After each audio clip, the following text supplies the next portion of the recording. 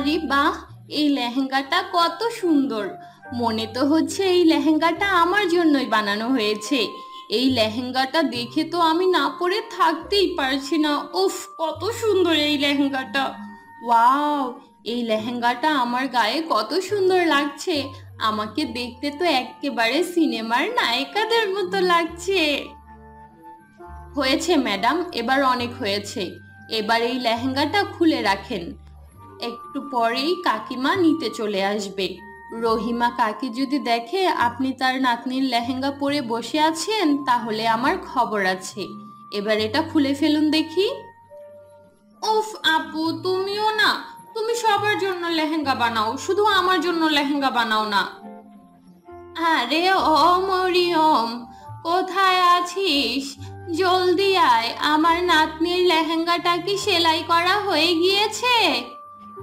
নে, নাম নিতে না নিতেই হাজির। এখন জলদি লেহেঙ্গাটা খুলে ফেল। চাচি, আপনি চলে এসেছেন? আসুন, ভেতরে আসুন। আপনি কষ্ট করে আসতে গেলেন কেন? আমি তো মিমের হাতে লেহেঙ্গাটা পাঠিয়ে দিতাম। মিমের হাতে কোনো দরকার নেই বাপু। যেই পাজি মেয়ে একটা মুহূর্ত ঠান্ডা মাথায় হাঁটে না, সারাক্ষণ নাচানাচি করে, কোনো কাজ কাম নেই। তুই এত কষ্ট করিস আর ও তোর টাকাগুলো এইভাবে উড়িয়ে বেড়ায়। তুই ওকে কিছু বলিস না কেন? শোন, দিনকাল ভালো না, এখন যার যার তার তার। তাই আমি বলি কি, সময় থাকতে নিজের জন্য কিছু টাকা জমা। সব বোনের পেছনে খরচ করিস না। বন্ধুরা, তোমরা তোমাদের নাম কমেন্ট বক্সে কমেন্ট করে জানাও, কারণ তোমাদের নাম দিয়েই তৈরি হবে আমাদের পরবর্তী কার্টুন ভিডিও। ইতিমধ্যে আমরা অনেকের নামে কার্টুন ভিডিও তৈরি করেছি, তোমাদের নামেও করতে চাই। তাই তোমরা তোমাদের নামটি কমেন্ট বক্সে কমেন্ট করে জানাও। আর তোমরা যদি আমাদের চ্যানেলে নতুন হয়ে থাকো, তাহলে আমাদের চ্যানেলটি সাবস্ক্রাইব করে পাশে থাকা বেল নোটিফিকেশন অন করে দাও। চাচি, আপনাকে আমার আর আমার বোনকে নিয়ে কোনো চিন্তা করতে হবে না। আমি আর আমার বোন আমাদের ভালো বুঝি। এই নিন আপনার লেহেঙ্গা, আর সুস্থ মতো বাড়ি ফিরে যান। এর জন্যই কাউকে ভালো বুদ্ধি দিতে হয় না বাপু। এই কথা বলে রহিমা চাচি সেখান থেকে চলে যায়। রহিমা চাচির কথাগুলো মিম শুনে ফেলে। সে রহিমা চাচির কথা শুনে অনেক কষ্ট পায় আর কান্না করতে থাকে। আরে পাগল, তুই কান্না করছিস কেন? তোকে তো কেউ কিছু বলেনি। সে আমাকে বলেছে আর আমি তাকে তার উত্তর দিয়ে দিয়েছি। তুই তো আমার লক্ষ্মী বোন। তোর পেছনে টাকা ঢালবো না তো কার পেছনে টাকা ঢালবো বল? আপু, এই গ্রামের কেউ আমাকে পছন্দ করে না। গ্রামের লোকেদের পছন্দে অপছন্দে আমাদের কি যায় আসে? আমাদের কিছুই যায় আসে না। আমি তোর জন্য কি বানিয়েছি দেখ। এই দেখ, কত সুন্দর একটা লেহেঙ্গা। তুই এটা পরলে তোকে একদম সিনেমার নায়িকাদের মতো লাগবে। ওয়াও আপু, এই লেহেঙ্গাটা কত সুন্দর। এটা তুমি আমার জন্য বানিয়েছো? তুমি কত ভালো। দাও দাও, আমি এই লেহেঙ্গাটা পরে বাইরে ঘুরে আসি। এই কথা বলে মিম ওই লেহেঙ্গা পরে বাইরে চলে যায়। পাগলি একটা। এখন আমি তাড়াতাড়ি 50টা লেহেঙ্গার অর্ডার কমপ্লিট করে ফেলি। এই 50টা লেহেঙ্গার অর্ডার কমপ্লিট করতে পারলে আমার কাছে আরো অনেক অর্ডার আসবে। এটা আমার জীবনের অনেক বড় একটা সুযোগ। এই কথা বলে মরিয়ম লেহেঙ্গা সেলাই করতে বসে পড়ে। অনেক বড় একটা কোম্পানি মরিয়মকে 50টা লেহেঙ্গার অর্ডার দিয়েছিল, আর সেই সাথে অ্যাডভান্স পেমেন্টও করেছিল। মরিয়ম ওই লেহেঙ্গাগুলো সুন্দর করে সেলাই করতে থাকে। ওই কোম্পানি যদি তাকে রেখে দেয়, তাহলে মরিয়মের জীবন একেবারে পাল্টে যাবে। তাই মরিয়ম অনেক মনোযোগ সহকারে লেহেঙ্গা সেলাই করতে থাকে। আরে মিম, তুই এটা কি পরে বেরিয়েছিস? দেখ দেখ, আমার আপু আমার জন্য লেহেঙ্গা বানিয়েছে। আমার ফ্যাশন ডিজাইনার আপু, সে আমার জন্য এত সুন্দর একটা লেহেঙ্গা বানিয়েছে। এত সুন্দর লেহেঙ্গা তুই কখনো পরেছিস? Fashion designer? গ্রামের লোকেদের 2-4টা কাপড় সেলাই করে দিলে কেউ ফ্যাশন ডিজাইনার হয়ে যায় না, বুঝলি? কে বলেছে আমার আপু শুধু গ্রামের লোকেদের কাপড় সেলাই করে? তুই জানিস অনেক বড় একটা কোম্পানি আপুকে 50টা লেহেঙ্গার অর্ডার দিয়েছে। সে যদি ওই লেহেঙ্গাগুলো কালকের মধ্যে দিয়ে দেয় তাহলে আমাদের জীবন বদলে যাবে। আমি আর আমার আপু এই গ্রামে আর থাকবো না। আমরা শহরে চলে যাব বুঝলি, আর ওখানেই থাকবো। আমার আপু ওখানে গিয়ে অনেক বড় ফ্যাশন ডিজাইনার হবে। তখন তার সামনে তোরা টিকতেও পারবি না। এই কথা বলে মিম সেখান থেকে চলে যায় আর দীপা হিংসায় জ্বলে যায়। খুব ফ্যাশন ডিজাইনার হওয়ার শখ জেগেছে তাই না? আজকে রাতেই আমি তোর সব শখ মিটিয়ে দেব। রাতে মরিয়ম আর মিম যখন ঘুমিয়ে পড়ে তখন দীপা চুপি চুপি তাদের ঘরে ঢুকে আর ওই 50টা লেহেঙ্গা নিয়ে তাদের বাড়ির পেছনের কুয়ার কাছে যায় আর সেখানে গিয়ে ওই লেহেঙ্গাগুলোতে আগুন ধরিয়ে দেয়। এখন দেখব তুই এই 50টা লেহেঙ্গার অর্ডার কালকের মধ্যে কিভাবে শেষ করিস। তারপর দেখব শহরে গিয়ে কত বড় ফ্যাশন ডিজাইনার হোস, যত সব। সকালে যখন মরিয়ম আর মিমের ঘুম ভাঙে তখন তারা ওই লেহেঙ্গাগুলো সেখানে দেখতে পায় না। তারা অনেক বেশি ভয় পেয়ে যায়। আরে মিম, ওই লেহেঙ্গাগুলো কোথায় গেল? সন্ধ্যাবেলায় তো ম্যাডাম ওই লেহেঙ্গাগুলো নিতে আসবে। এখন আমি কি করব? ঠিক সময়ে এই লেহেঙ্গাগুলো না দিতে পারলে আমার অনেক বড় ক্ষতি হয়ে যাবে। আর আর টাকাগুলোও তো আমি খরচ করে ফেলেছি। এখন আমি কি করব? আমি জানি না আপু, আমি কিচ্ছু জানি না। তোর জন্য সব হয়েছে। তুই প্রতিদিন এক একটা লেহেঙ্গা পরে বাইরে যাস আর ওগুলো পরে ঘুরে বেড়াস। এখন দেখ সবগুলো লেহেঙ্গা চুরি হয়ে গিয়েছে। এখন শান্তি হয়েছে? মরিয়ম দিশেহারা হয়ে বাড়ি থেকে বের হয়ে যায় আর হাঁটতে হাঁটতে ওই কুয়ার কাছে যায়। তখন সে দেখে লেহেঙ্গাগুলো সব পুড়ে ছাই হয়ে গিয়েছে। এটা দেখে সে জোরে জোরে কান্না করতে থাকে। এমন সময় সেখানে 3টা পরী এসে হাজির হয়। মরিয়ম, তুমি কান্না করো না। আমি কালকে রাতে দেখেছি দীপা ওই লেহেঙ্গাগুলো পুড়িয়ে দিয়েছে। আমি জানি তুমি তোমার বোনের জন্য কতটা কষ্ট করো।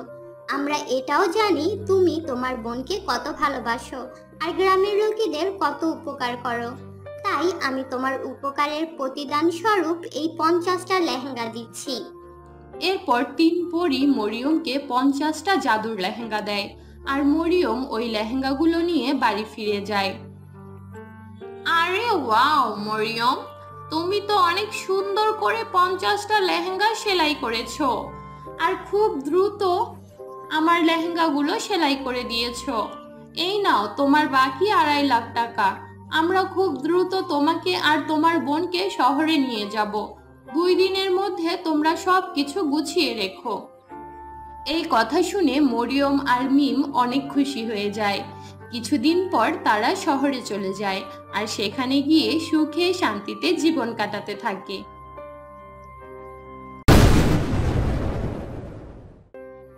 বহু সময় আগের কথা, উদয়পুর গ্রামে কাবেরী তার মা বাবার সাথে থাকতো। কাবেরীর মা বাবা সবজি বিক্রি করত। সবজি বিক্রি করেই তারা তাদের ভরণ পোষণের কাজ করত। কাবেরীরা ভীষণ গরিব ছিল, যে কারণে কাবেরী অন্য বাচ্চাদের মতো পড়ালেখা করতে পারেনি। কিন্তু কাবেরী ছিল অনেক ট্যালেন্টেড। সে অনেক হাতের কাজ জানতো আর সে অনেক বুদ্ধিমানও ছিল। জামা কাপড় সেলাই করার প্রতি কাবেরীর ভীষণ ঝোঁক ছিল। তার মা বাবা যখন সবজি বিক্রি করার কাজে চলে যেত, কাবেরী তখন তার বান্ধবীদের সাথে একটি বুটিক্সের দোকানে সেলাইয়ের কাজ করতে যেত। সেলাইয়ের কাজ করে সে সামান্য টাকা রোজগার করত। অপরদিকে সবজি বিক্রি করে তার মা বাবাও অল্প কিছু টাকা রোজগার করত, যা দিয়ে কোনো রকম টেনে টুনে তাদের 3 জনের সংসার চলত। একদিন কাবেরী তার বাবাকে বলে, বাবা, তুমি কি আমাকে বাড়িতেই একটি সেলাই মেশিন এনে দিবে, যা দিয়ে আমি ঘরে বসেই অন্য মানুষদের 3 পিস, লেহেঙ্গা, ব্লাউজ এইসব সেলাই করে দিব। এতে করে আমরা একটু বেশি টাকা রোজগার করতে পারবো। আর তাছাড়া আমার বান্ধবীও সেলাইয়ের কাজ জানে। আমরা দুজনে মিলে সেলাইয়ের কাজ করতে চাই। বন্ধুরা, তোমরা তোমাদের নাম কমেন্ট বক্সে কমেন্ট করে জানাও, কারণ তোমাদের নাম দিয়েই তৈরি হবে আমাদের পরবর্তী কার্টুন ভিডিও।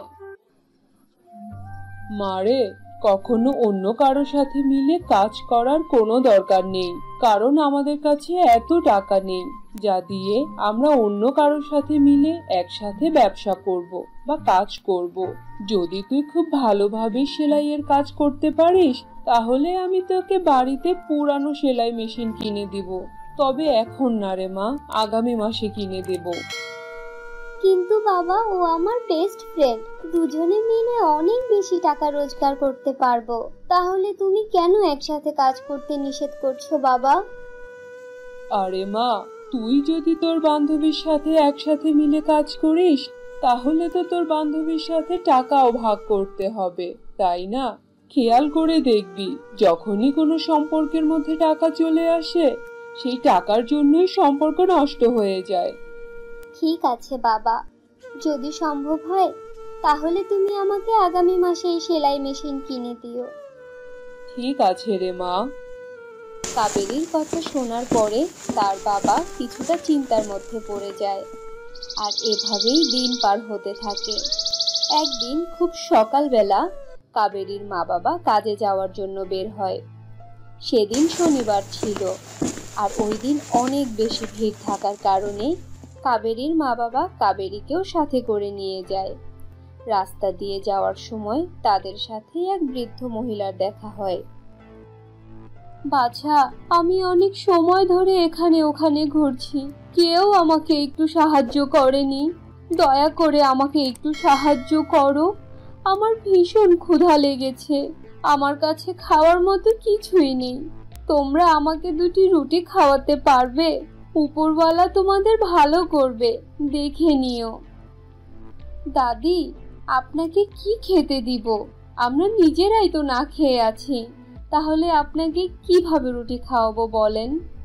বন্ধুরা, তোমরা তোমাদের নাম কমেন্ট বক্সে কমেন্ট করে জানাও, কারণ তোমাদের নাম দিয়েই তৈরি হবে আমাদের পরবর্তী কার্টুন ভিডিও। ঠিক তখন কাবেরীর মা তার রুমালের মধ্যে বেঁধে রাখা পোটলা থেকে কিছু ভাজা বাদাম বের করে বৃদ্ধ মহিলাকে দেয়। কাবেরীর মা বাবা প্রতিদিন সবজি বিক্রি করে যে টাকা রোজগার করে তার সবটুকুই সংসার খরচের জন্য খরচ করে ফেলে। ওরা এতটাই গরিব ছিল যে রাতের খাবার পর্যন্ত কোনো নিশ্চয়তা ছিল না যে রাতের খাবার ওদের কপালে জুটবে কি জুটবে না। কিন্তু তা সত্ত্বেও তারা বৃদ্ধ মহিলাকে সাহায্য করেছে। তাদের কাছে যে কিছু বাদাম ছিল তা তারা সেই বৃদ্ধ মহিলাকে দিয়ে দিয়েছে। তাছাড়া তাদের কাছে দেওয়ার মতো আর কিছুই ছিল না। শনিবার হওয়ার কারণে সেদিন অনেক বড় করে বাজার বসে, আর অনেক রাত পর্যন্ত বেচাকেনা চলতে থাকে। সব সবজিওয়ালা ভিন্ন ভিন্ন ধরনের সবজি নিয়ে আসে। সেদিন সবারই খুব ভালোই বেচাকেনা হয়। ওইদিকে কাবেরীর মা বাবাও তাদের সব সবজি বিক্রি করে বাড়ির দিকে রওনা হয়। রাস্তায় হুট করে অনেক জোরে বৃষ্টি নেমে যায়, আর তারা তিনজনে একটি গাছের নিচে এসে দাঁড়ায়। মা, আমার ভীষণ ক্ষুধা লেগেছে, এখন আমি কি করব? এই বৃষ্টিও তো থামার কোনো নাম নিচ্ছে না। আর একটু ধৈর্য ধর মা, বৃষ্টি থামলেই আমরা বাড়িতে গিয়ে খাবার খাবো। আর আজকে আমাদের অনেক ভালো বেচাকেনা হয়েছে, আমরা ভালোই লাভ করেছি। ধীরে ধীরে বৃষ্টি আরো জোরে পড়তে থাকে। কাবেরী আর তার মা বাবা গাছের নিচে বসে বৃষ্টি থামার জন্য অপেক্ষা করতে থাকে, কিন্তু বৃষ্টি তো বেড়েই চলছে আর থামার কোনো নামগন্ধ নেই। হঠাৎ করে তাদের সামনে এক পরী এসে হাজির হয়। পরীকে দেখে তারা তিনজন ভয় পেয়ে যায়। তোমরা ভয় পেও না, আমি এক জাদুর পরী। আমি গরিব অসহায় মানুষদের সাহায্য করি। এতদিন আমি পরীদের কথা আমার মা বাবার মুখে গল্পতে শুনেছি, কিন্তু আজকে সত্যি সত্যি চোখের সামনে পরী দেখছি। আপনাকে অনেক ধন্যবাদ পরী, যে আপনি আমাদের সামনে এসেছেন, আমাদেরকে দেখা দিয়েছেন। তোমার মনে আছে, তোমার মায়ের কাছে ভাজা বাদাম ছিল আর আমি তোমাদের কাছে রুটি খেতে চেয়েছিলাম। তোমার মা কোনো কিছু চিন্তা ভাবনা না করে আমাকে সেই ভাজা বাদাম খেতে দিয়েছিল, কিন্তু তোমাদের নিজেদের খাওয়ার কিছুই ছিল না। কিন্তু আমি তো এক বৃদ্ধ মহিলাকে বাদাম দিয়েছিলাম। আপনি তো পড়ি, আপনাকে তো দেইনি। ওটা আমিই ছিলাম। আমি বৃদ্ধ হওয়ার রূপ ধরেছিলাম, কারণ আমি একজন জাদুর পরী। আমি মানুষদের সাহায্য করি, কিন্তু তার আগে আমি তাদের পরীক্ষা করে নেই। আর আজকে তোমরা আমার পরীক্ষাতে সততার পরিচয় দিয়েছো, আর তাই আমি এখন তোমাদেরকে সাহায্য করতে চাই। তোমাদের ঘরে কোনো খাবার নেই, তা সত্ত্বেও তোমরা অসহায় মানুষদেরকে সাহায্য করো, যা দেখে আমি অনেক খুশি হয়েছি। আর তাই আমি মন থেকে তোমাদেরকে সাহায্য করতে চাই। পরীর কথা শুনে কাবেরী আর তার মা বাবা সবাই অনেক খুশি হয়ে যায়। তখন পরী তাদেরকে কিছু একটা দেয়। এই নাও, এইটা একটা জাদুর সেলাই মেশিন। এই সেলাই মেশিনের সাহায্যে তুমি যত ইচ্ছা তত 3 পিস লেহেঙ্গা, ব্লাউজ এসব সেলাই করতে পারবে। কি কি বলছেন পরী? এই সেলাই জাদুর সেলাই মেশিন? আচ্ছা পরী, এই জাদুর সেলাই মেশিনে জাদুর কি আছে? সব সেলাই মেশিনেই তো 3 পিস লেহেঙ্গা সেলাই করা যায়, তাহলে এই সেলাই মেশিনে বিশেষ কি আছে? অন্যান্য সেলাই মেশিনগুলোতে বসে বসে হাত পায়ের সাহায্যে 3 পিস লেহেঙ্গা সেলাই করতে হয়, কিন্তু এই সেলাই মেশিনটি তোমার সব কথা শুনবে। এটা একটি জাদুর সেলাই মেশিন। এই জাদুর মেশিন দিয়ে তুমি এক নিমিষেই জামা কাপড় সেলাই করে ফেলতে পারবে, আর যেগুলো বিক্রি করে অনেক টাকা রোজগার করতে পারবে। আপনাকে অনেক ধন্যবাদ পরী, আপনি আমাদেরকে জাদুর সেলাই মেশিন উপহার দিয়েছেন। আমরা কিছুদিন পরেই পুরনো একটি সেলাই মেশিন কিনতাম, আর আজকে আপনি আমাদেরকে সেই জাদুর সেলাই মেশিন উপহার দিলেন। আমাদের অনেক বড় উপকার করলেন পরী, আপনি অনেক ধন্যবাদ আপনাকে। সবকিছু শুনে সেখান থেকে পরী অদৃশ্য হয়ে যায়, আর কাবেরীরা সবাই পরীকে ধন্যবাদ জানায়। কিছু সময় পরে বৃষ্টি থেমে যায়। তারপর কাবেরী আর তার মা বাবা বাড়িতে ফিরে আসে, আর খাবার দাবার খেয়ে সবাই ঘুমিয়ে পড়ে। সকালে সবাই ঘুম থেকে উঠে জাদুর সেলাই মেশিনের কাছে যায়। হে জাদুর সেলাই মেশিন, আমাদেরকে 6টি লেহেঙ্গা সেলাই করে দাও। বন্ধুরা, তোমরা তোমাদের নাম কমেন্ট বক্সে কমেন্ট করে জানাও, কারণ তোমাদের নাম দিয়েই তৈরি হবে আমাদের পরবর্তী কার্টুন ভিডিও। কাবেরীর মায়ের কথা শোনার সাথে সাথেই জাদুর সেলাই মেশিন থেকে 6টি ভিন্ন ডিজাইনের সুন্দর সুন্দর লেহেঙ্গা বের হয়ে আসে, আর তাদের সামনে এসে হাজির হয়। লেহেঙ্গাগুলো দেখে কাবেরী অনেক খুশি হয়। আরে মা, দেখেছো, পরীর কথা তো সত্যি হয়ে গেল। এই লেহেঙ্গাগুলো তো ভীষণ সুন্দর। মার্কেটে এগুলো বিক্রি করলে অনেক বেশি টাকা পাওয়া যাবে, আর এখন আমরা এই লেহেঙ্গাগুলো বিক্রি করে প্রতিদিন টাকা রোজগার করতে পারবো। আমাদের সংসার চালাতে আর কষ্ট হবে না। হে উপরওয়ালা, তোমাকে অনেক অনেক ধন্যবাদ, কারণ তুমি আমাদেরকে পরীর সাথে দেখা করিয়েছো। এখন আমাদের কাছে জাদুর সেলাই মেশিন আছে, আর এই সেলাই মেশিনের সাহায্যে আমরা 3 পিস লেহেঙ্গা সেলাইয়ের কাজ করব। আর এই 3 পিস লেহেঙ্গা আমরা অর্ধেক দামে মার্কেটে বিক্রি করব। এই কথা বলে তারা অনেক খুশি হয়ে যায়। আর জাদুর সেলাই মেশিনের লেহেঙ্গাগুলো একটার থেকে আরেকটা ভীষণ সুন্দর ছিল, যেগুলো নিয়ে তার পরের দিন কাবেরী তার মায়ের সাথে মার্কেটে যায়। মার্কেটে পৌঁছে কাবেরী বিভিন্ন দোকানদারদের সাথে দেখা করে। এক দোকানদারের কাছে সে অনেক ভালো দামে লেহেঙ্গাগুলো বিক্রি করে, কিন্তু এতে কাবেরীর স্যাটিসফ্যাকশন হয় না। সে তার মাকে বলে, মা, কেমন হবে যদি আমরা আমাদের লেহেঙ্গাগুলো বিক্রি করার জন্য আমাদের নিজেদেরই একটা দোকান খুলে বসি, যে দোকানে আমরা আমাদের বানানো লেহেঙ্গাগুলো বিক্রি করতে পারবো আর নিজেরাই ব্যবসা শুরু করব। হ্যাঁ রে মা, তুই ভালো কথাই বলেছিস। বাড়িতে গিয়ে তোর বাবার সাথে কথা বলবো। এরপর 2 মা মেয়ে বাড়ি ফিরে আসে। বাড়ি ফিরে কাবেরী তার বাবাকে সবকিছু খুলে বলে। সব কথা শুনে তার বাবা তাদের নিজেদের দোকান খোলার কথা চিন্তা করে। শোন মা, কিছুদিন আমরা এভাবেই মার্কেটে গিয়ে গিয়ে লেহেঙ্গা বিক্রি করব। লেহেঙ্গা বিক্রি করে যখন কিছু টাকা একসাথে জমা হবে তা দিয়েই আমরা নিজেদের একটি দোকান খুলে বসবো। হ্যাঁ রে মা, তোর বাবা একদম ঠিক কথাই বলেছে। কাবেরী আর তার মা বাবা মিলে এভাবেই কিছুদিন দোকানে দোকানে গিয়ে লেহেঙ্গা বিক্রি করে আর বেশ কিছু টাকা একসাথে জমা করে। এভাবে কয়েক মাস কেটে যায়। তারপর কিছুদিন পরে তারা নিজেদের দোকান খুলে বসে, যেখানে তারা লেহেঙ্গা বিক্রি করে অনেক টাকার মালিক হয়ে যায়।